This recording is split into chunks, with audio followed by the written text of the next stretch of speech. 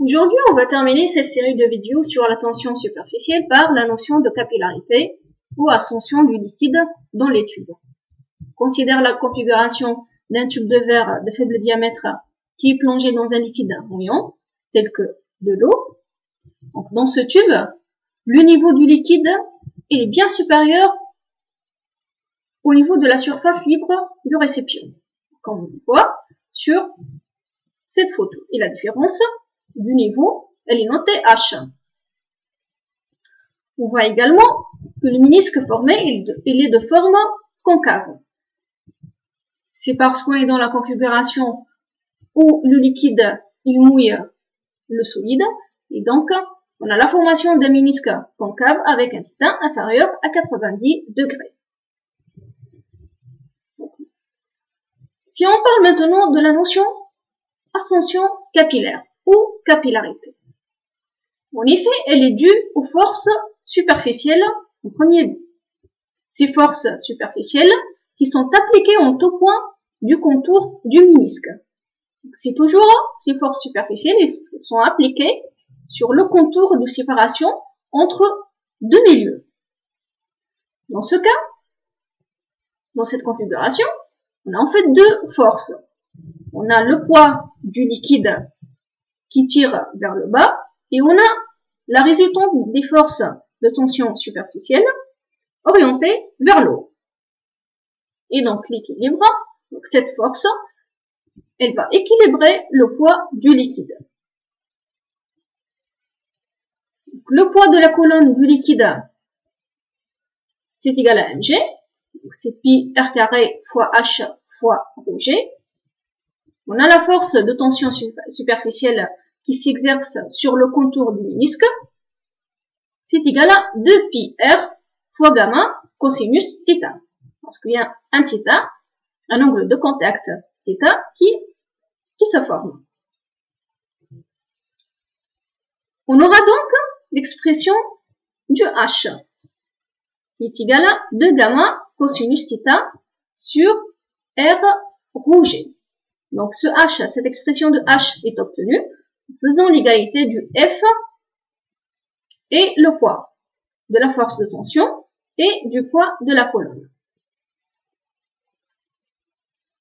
Cette expression du h, en effet, ça exprime ce qu'on appelle la loi du Jura. Il exprime la différence d'auteur entre le liquide à l'intérieur du tube et le liquide à l'extérieur au niveau de la surface libre.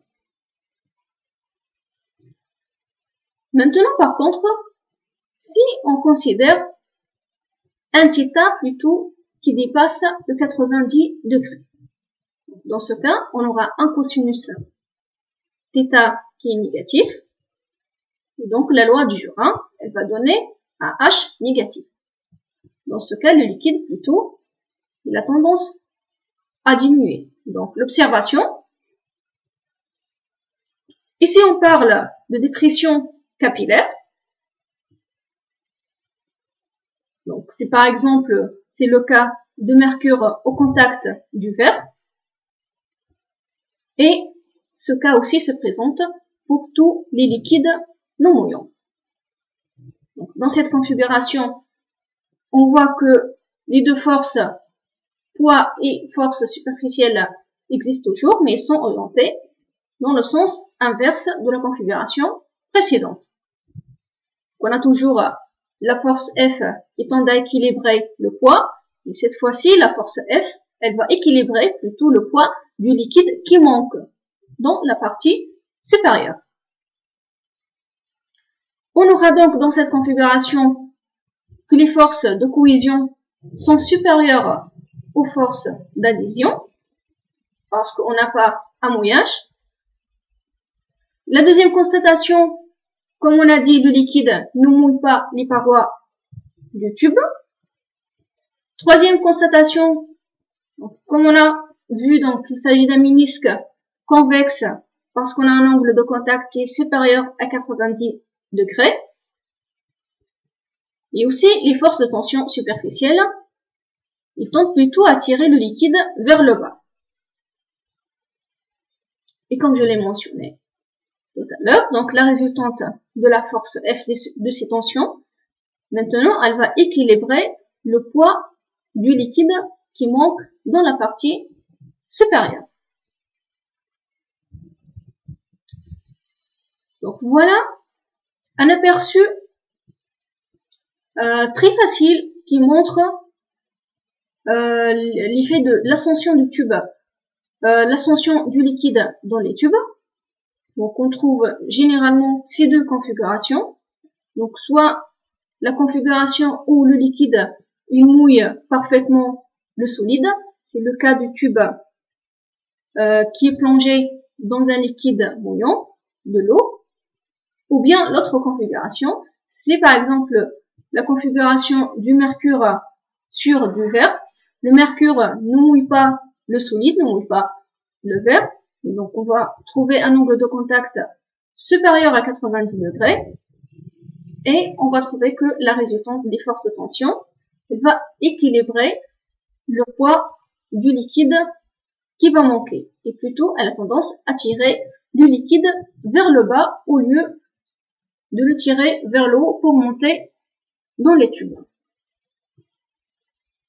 J'espère que cette série de vidéos sur la tension superficielle et capillarité vous a été intéressante et que j'ai bien réussi à expliquer les différentes notions pour la tension superficielle et capillarité ainsi que l'angle de contact. Merci de nous avoir suivis et n'hésitez pas à suivre nos vidéos. Merci beaucoup.